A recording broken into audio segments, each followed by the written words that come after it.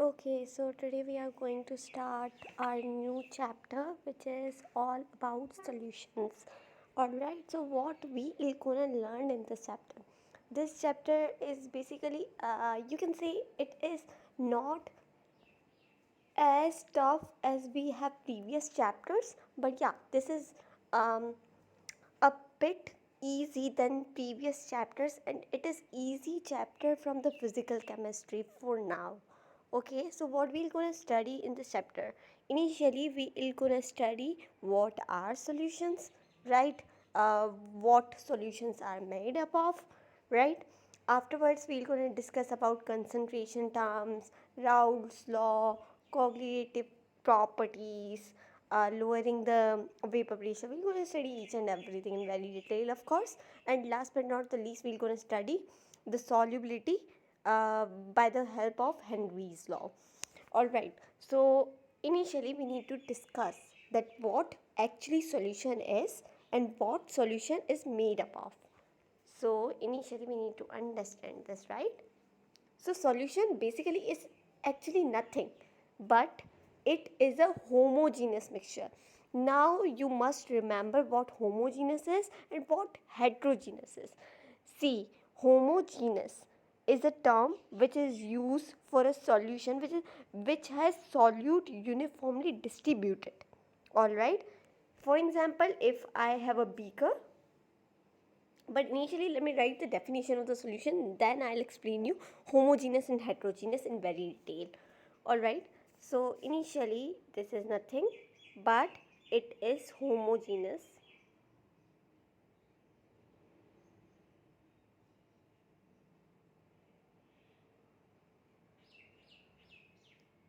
Homogeneous mixture of two or more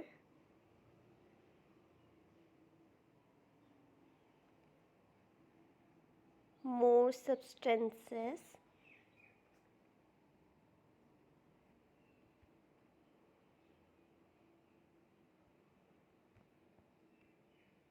which loses their individual properties. See, I'll make you understand each and every point. Which loses their individual properties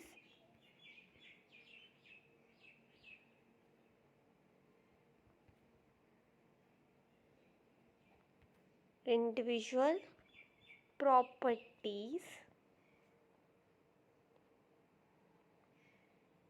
and actually cannot be separated, cannot be separated by simple methods.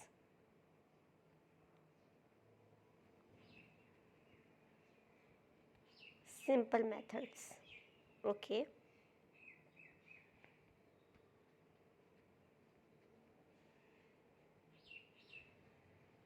Now see, solution is actually a mixture.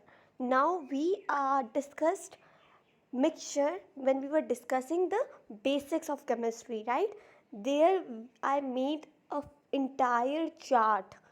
Okay, atoms, when atoms are combined. Okay, so we discuss its chemical as well as physical properties too. In the chemical, we had element and compound.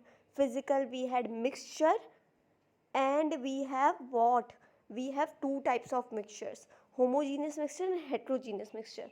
Homogeneous mixture is what we called the solution there, right? So homogeneous mixture is nothing but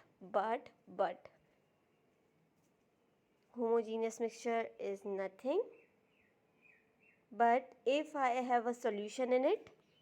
Okay, I have a solution in it.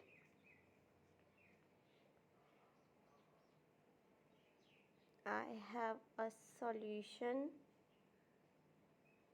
in it,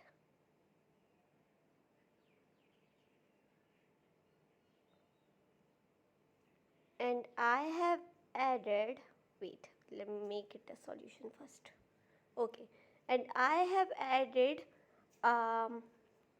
you know what, here the solute particles, right? solute. Now see, if you take this part of this solution, you will gonna find solute concentration here. For example, 50 gram. Okay, and if you are taking from here and you find here 50 gram as well, which shows that solute is uniformly distributed from along the entire the solution, right? Here I found 50, here I found 50. If I'll take from here, I'll find 50, right? Which means solute is uniformly distributed throughout the solution. This is what we call the homogeneous mixture. But if I do talk about heterogeneous mixture, the best example of heterogeneous mixture is, you know what, the sand in water. The sand in water is not uniformly distributed. It sits down the, you know what, water glass. And if then I take that solute from down, that would be more, of course. And if I check from the upper side, of course there I'll not find any solute particle, there I'll not find sand, which means that is not uniformly distributed. But in the solution we have uniformly distributed mixture, homogeneous mixture, right? Now see, homogeneous mixture of two or more substances. Now what two or more substances we're gonna use here? Let's write that too. Solution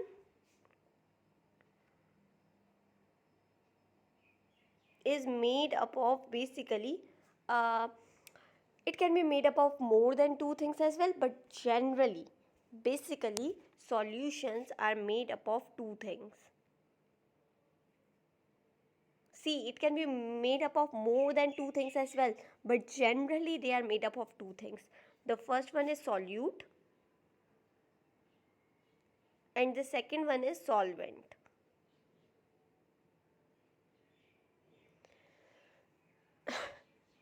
Solution is made up of two things. The first one is solute, and the second one is solvent, right? Wait for it. Okay, so we have solute and solvent. Now see, what would be the solute? The thing which will be in the smaller quantity. In the smaller quantity. So that will be solute, and the thing which will be in the larger quantity will be solvent, of course.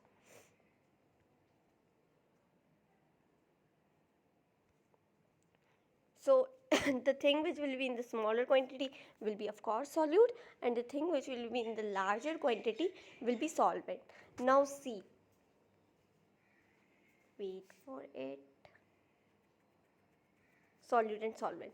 Now see, if I do say you guys that I have you know what, okay,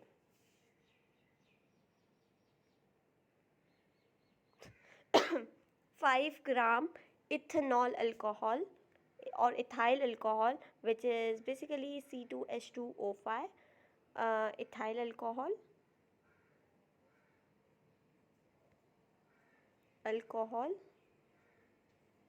dissolved in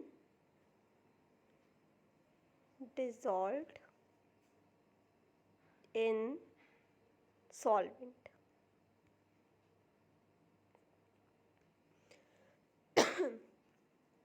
Now see, 5 gram ethyl alcohol is dissolved in solvent. 5 gram is ethyl alcohol which is dissolved in the solvent, right? Which is dissolved in the solvent, which means the rest one is what? The rest is, of course, solvent, right? Because solute plus solvent gives us the you know what, solution. So if we have 5 gram of ethyl alcohol, so there must be 95 gram of solvent, right?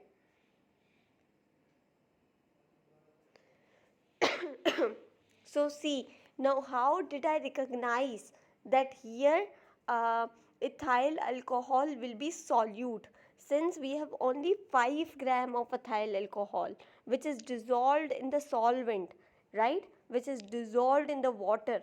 So how did I recognize that water is a solvent here and ethyl alcohol is a solute? Since ethyl alcohol is in the smaller quantity, which is 5 gram, and the rest 95 gram will be of water, of course, and that is in the larger quantity. That's why solvent is in the larger quantity, right? That's why we recognize here that ethyl alcohol is solute here and water is solvent here. But if I do say here 95 gram of ethyl alcohol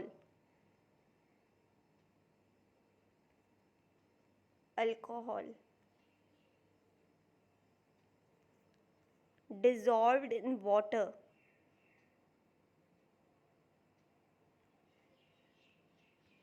then what would be the solute and what will be the solvent, right? Now see, 95 gram of ethyl alcohol, which means now the rest gram is remaining is 5 gram only. So 95, which is in the larger quantity, of course, so this will gonna become here solvent now,